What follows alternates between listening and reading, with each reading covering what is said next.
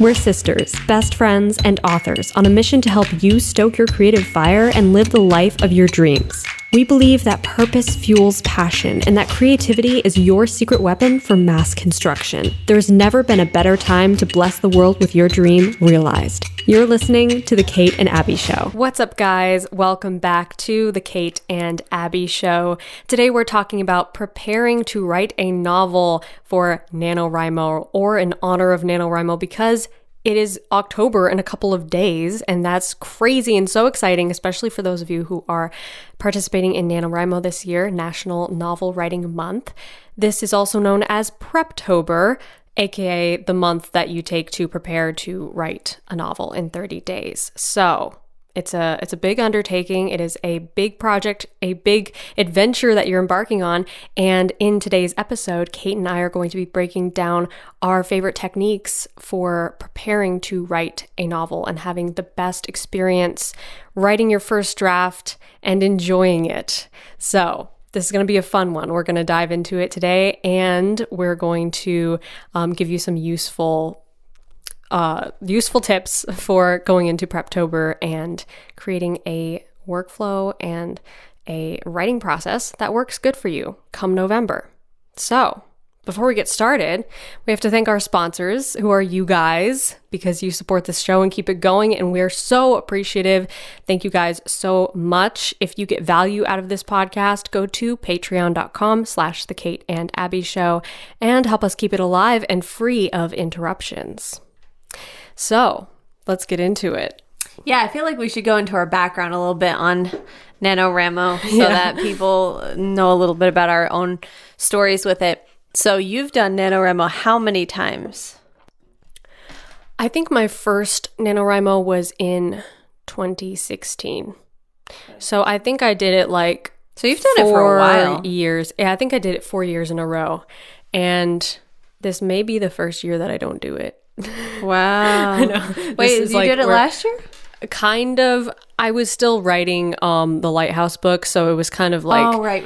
Mm-hmm. I just sort of used the month of November to really concentrate on writing, but I didn't really set a word count goal for myself, so it wasn't really like NaNoWriMo. Gotcha. But you were still writing throughout that month. Yes. Yeah. This November, I'm going to be pretty busy with some other things that I'm going to be announcing soon, so stay tuned for that. So that's probably going to take up all my time in November. But otherwise, I think it's a fun challenge, even for experienced writers who have written a lot of books and just want to focus and shut out all distractions for a month. Go on sort of a retreat, like we were talking about recently on the podcast. Yeah. You know? Exactly. Yeah, I think it can be a fun challenge for people to embark on, especially if you want to just, like you said, take a little retreat, take a break from other things, and just focus on this one window of time. It actually helps, I think, to make it less overwhelming. I can see where it would anyway, make it less overwhelming to focus on, hey, this month I'm doing this, instead of, oh, let me try to do this in God only knows how much time it's going to take, and I don't know if I can even do that. Well, how about just this 1 month? Mm-hmm. And it kind of is more of a macro look on the subject instead of this broad image of who knows what the projected timeline will be and stuff. Now, I have never done NaNoWriMo ever, and I don't really plan on ever doing it, but I can see the benefit of it for writers who want to try it. And the thing is there's no right or wrong. For me, I've never done it. Just to clarify, it's not because of any hard feelings toward NaNoWriMo at all. It's just I already tend to be more of it's inside of me to get competitive with things sometimes, even when it's with beating my own personal best. And writing for me has to be something that I am totally relaxed doing, or else I don't enjoy it. Even if it's trying to do something within a certain period of time or trying to hit a certain word count, it will bother me and annoy me, and it just makes it not relaxing. So because of that, that's just me personally. So I find that for me, it just doesn't serve, but for a lot of people it does. And I think it can actually be quite an encouraging, motivational thing, especially knowing that a lot of other writers are doing it with you. So if you're someone who perhaps feels like you don't have any other writers in your life that you know personally, well, it kind of gives you this feeling of, well, hey, I'm not doing this by myself. All these there's probably well over 1 million people who do it. Yeah, there's sure like a lot of people is. who do it, because I know over the years it's become quite well known. So a lot of other people are doing it with you, and there's online communities and stuff like that, and it can kind of give you this sense that you're not going alone, you're with other writers doing this thing collectively together. So I think it has a lot of benefits, and if it's something that appeals to you and seems fun, then it can be a really cool challenge that can help you become a better writer. Yeah, for sure. But even though we both have very different processes of doing things, and even though you've never done NaNoWriMo, we both have definitely experienced that feeling of embarking on writing a new novel, and how we prepare for that process is quite different, I think, our respective processes. So for sure, I'm definitely speaking from more of a outlining perspective, more of a plotter. I'm definitely more of a plotter than Kate is, but Katie has her own unique approach to creating and starting that process of writing a novel. So for myself, one of the staple things that I have to start with is an understanding on, even if I'm not going super deep into the long outline, as I call it, aka like 30,000 words. I mean, that is something that is kind of always changing. Right. That long outline. I'm always adding to it. I'm always changing things. Sometimes I scrap huge portions of it because it's no longer fitting with my other ideas and I have to rewrite it. And I think that's a good open-minded way to approach outlining. At least that's what works for me. But going into the process, the initial first steps are always getting an understanding of who your characters are. I think that is like the most important thing. Like, even if you don't have the whole plot yet, even if you don't have the whole outline, you have to know who your characters are and what they're dealing with. Yeah. Like, that's always at the forefront of my mind anyway, when I first start preparing to put my ideas together. So, like, practically speaking, like, what's your, like, 1, 2, 3 step? Like, what are those first few steps to doing that for you? For developing characters? Yeah, it's definitely the desire, fear, misbelief. Right. Although that's kind of like one step to figure all that out. And Abbie has an entire like series on that. If you're listening and you're like, what's that? Go check out Abbie's YouTube channel, because she has a lot of videos that cover that. Yeah. You pretty much can't watch a video of mine without hearing me say those words at some point. Exactly. Yeah. So that's because it's so important to know where your character's internal conflict is coming from, because that's what makes us care, is what is their goal? What are they afraid of? What's holding them back? What is driving this goal? What's the motive? And usually once you dig behind the motive, well, why do they have this motive? Now you're going to sort of their backstory and figuring out, where did this come from? Where did their beliefs come from? And to me, that is the most important thing, is understanding your character's beliefs and goals and fears, because that, if you have that, then the plot is going to naturally unfold how it should.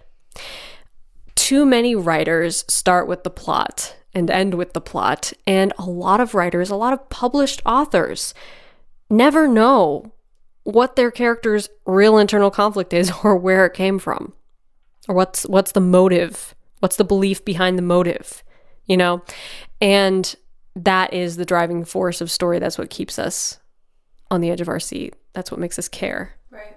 So even if you don't have the whole plot yet, I feel like a lot of writers, when they are approaching a challenge, like writing a novel in a month, participating in NaNoWriMo, they think, I have to have the whole plot together. I have to know everything. And you don't.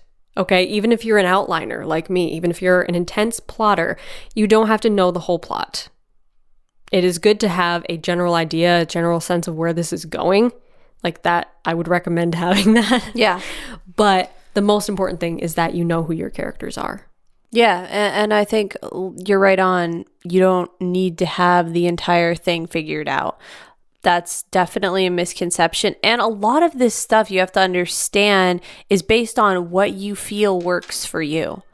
Because like Abbie was just saying, me and her are really different about our processes.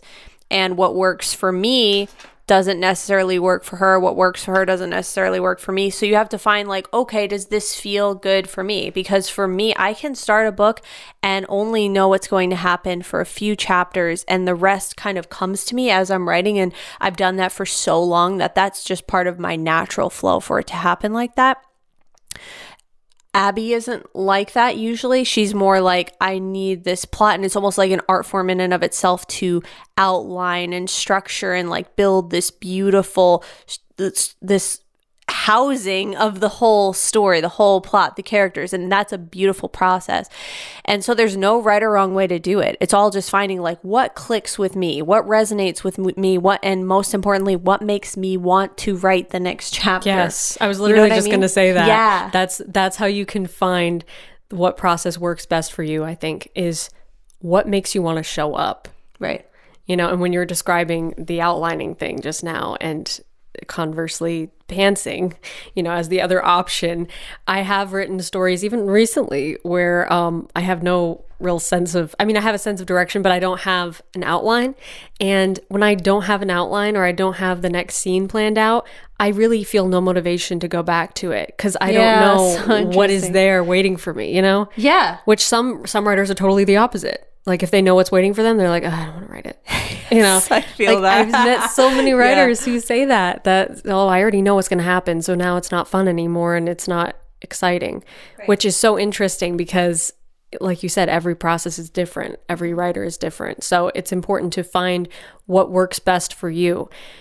Right. And I think there's so many misconceptions out there about that there's a right way to write. There really isn't one way to do it. This is an art form. There's so much give in this art form for different methods and different approaches.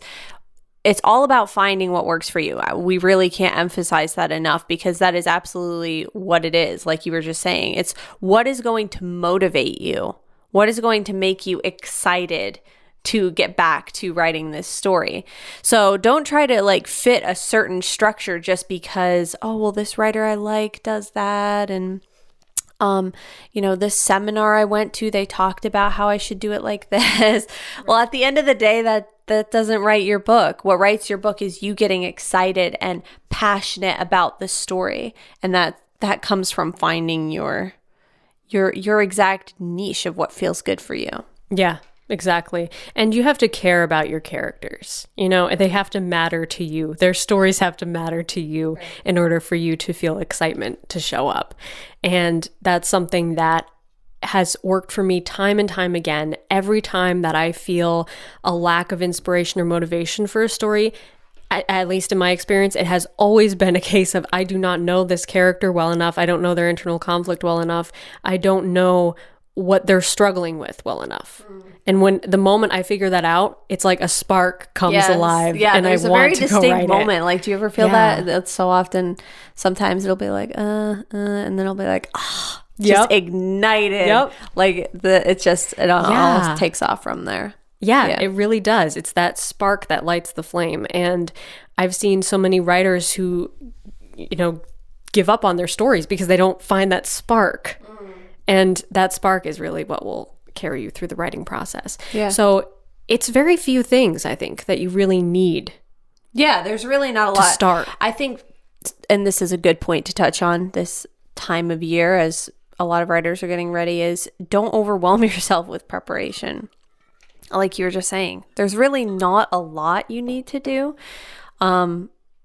There's a lot of media out there that likes to make it seem like, oh, you need to do all these things, you know? And then you don't, by the time you're done reading the articles and all these, like, all this stuff out there for writers to digest. It's like, I don't even want to do this anymore. Yeah. You know what I mean? Yeah.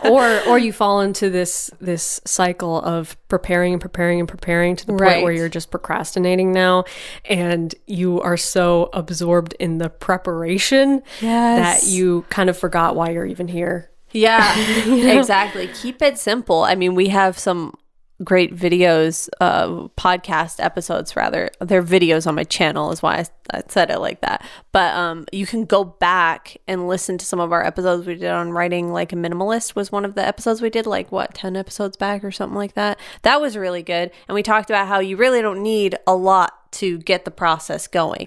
And the more you can kind of strip it down and keep it minimal, the more you will actually be able to creatively flow. Because when you pile too many things on top of your process, it can sometimes become a stumbling block to your actual writing process. Mm-hmm.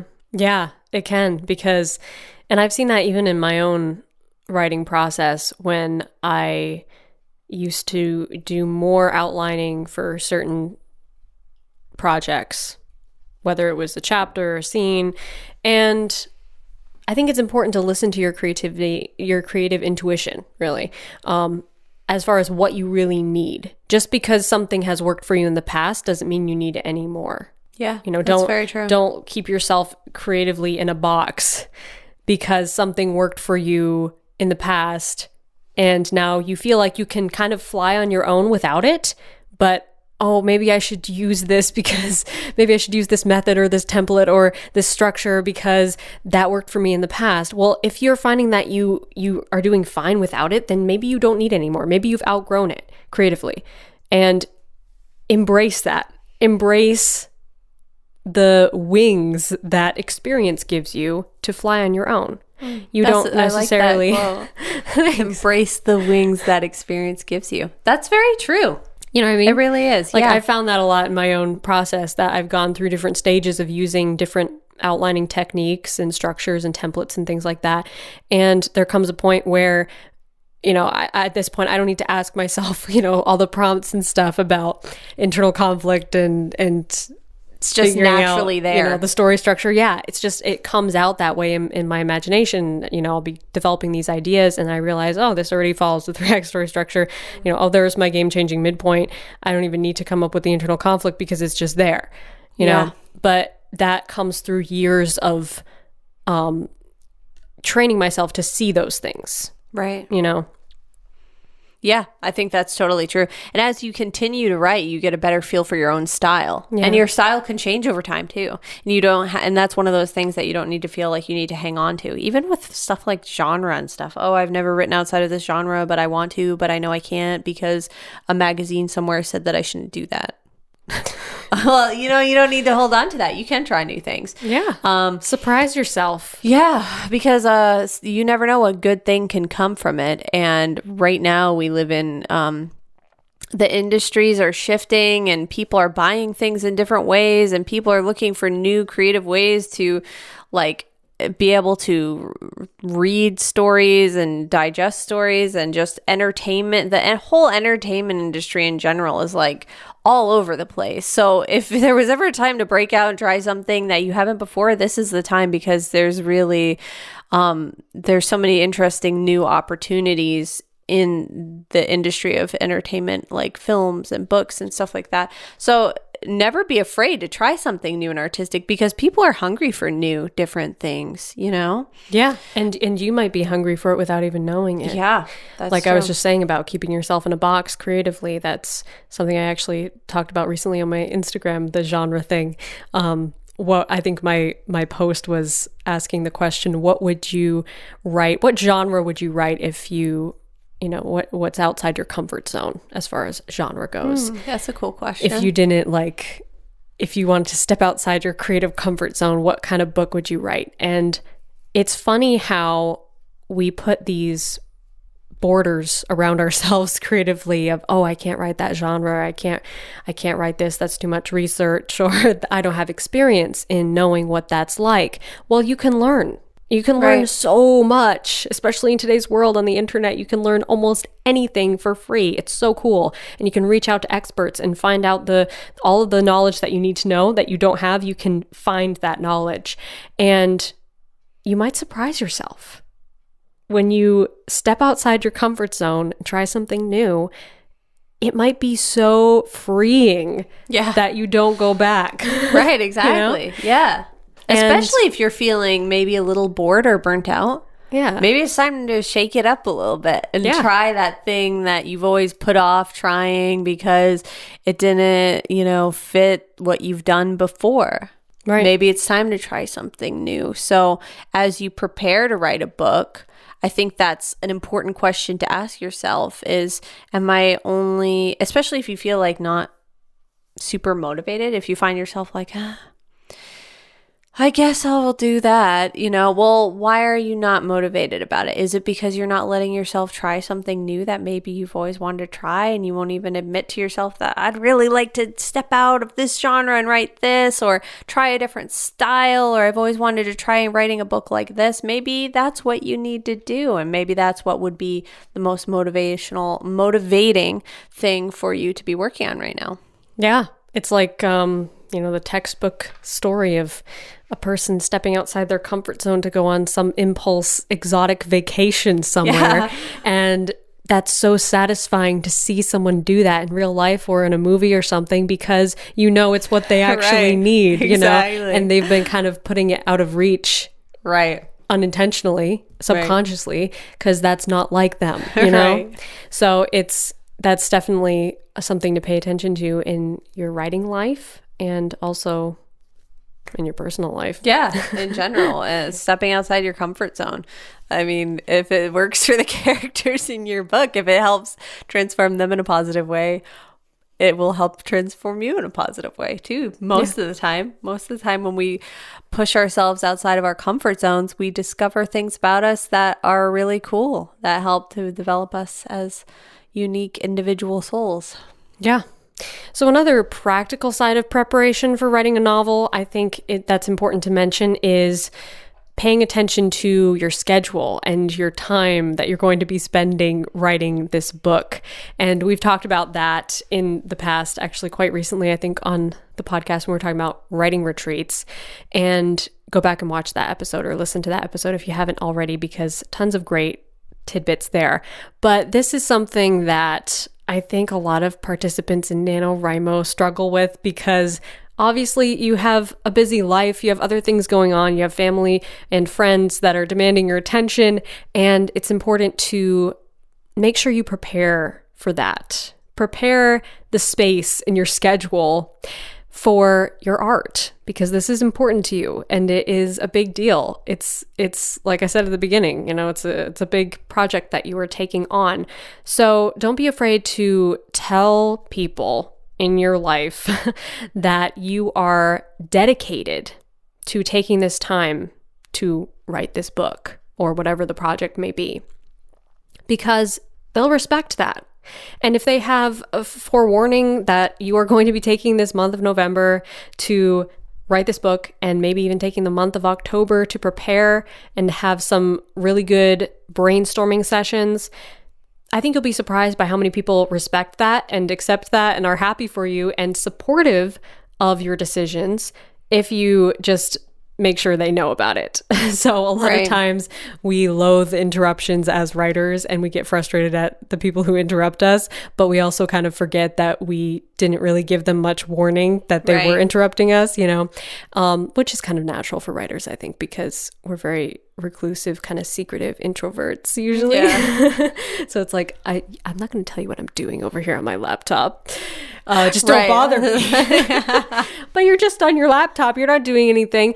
See, they don't know. So you have to let them know. Right. Because you're really just getting upset because you feel attacked by the fact that someone's telling you you're not doing anything. But really, they don't know what you're doing. It looks like you're, looking at cat GIFs. So you have to explain. And don't wait until it's a confrontation. Right. Do it ahead of time, So like if you're... Even if you have to be obnoxious about how much you talk about it. Yeah, exactly. And if you have to like have a family sit down, if you're, have to explain to your spouse or your kids or whatever, have, a family gathering or dinner time discussion about, hey, I'm embarking on this really cool creative project and this is why it's important to me. I think that is a very key element of explaining to the people you love why this project is important to you and what you hope to accomplish by it. So it becomes more of a community effort to make this dream a reality rather than just, hey, listen, do not bother me, okay? And I'm going to be really upset if you bother me. Then it's like, okay, well, now we're, kind of making a little bit of like a enemy situation here. Like, oh, okay. Yeah. It's a little standoffish is what I'm saying. You know what I mean?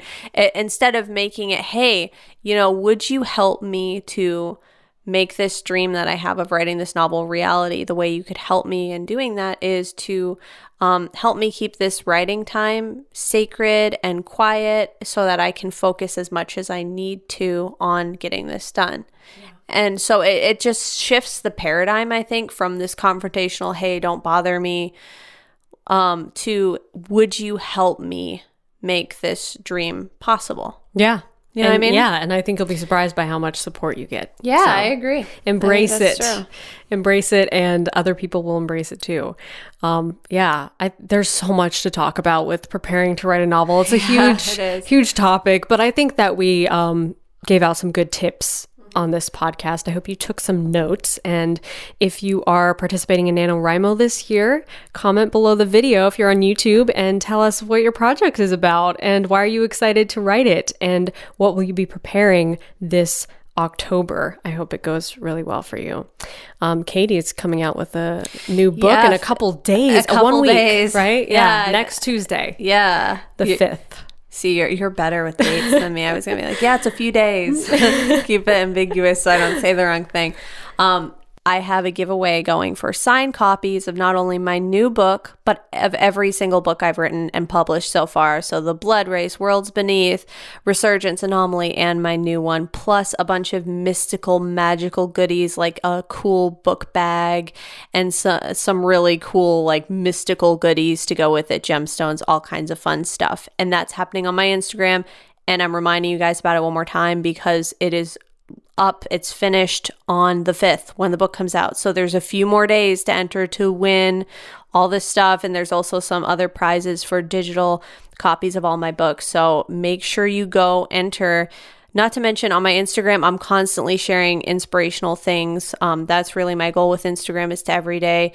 I try to post once a day. Most of the time it's a few times a week, but I try to post really inspirational things to help keep you guys creatively nourished and motivated. So it's a fun place to hang out anyway. So I will leave the link to that down in the description of this video if you're interested. And make sure you go follow Abbie's YouTube channel because she has a really cool announcement coming out super soon. Yes, this Friday. I can't wait. This Friday, so exciting. I am making an exciting announcement. So make sure you stay tuned on my YouTube channel for that. And yeah, go join Katie's giveaway. Pre-order her book coming out super soon. Available for pre-order. Very exciting stuff. I always forget to say that. Always. Thank you again to our amazing patrons who make this show possible. We love you guys so much. If you got value out of this episode and our podcast in general, go to patreon.com/The Kate and Abbie Show and help us keep this show alive and free of interruptions. Until next week, stay stoked and rock on.